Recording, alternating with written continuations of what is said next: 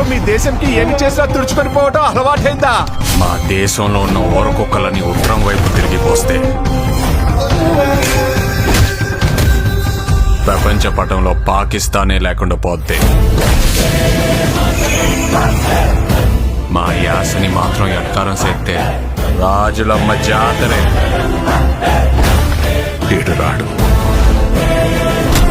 ఈడు తండ్రి.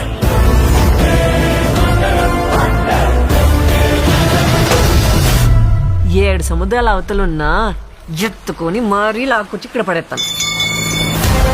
ప్రమాదమని తెలిసినా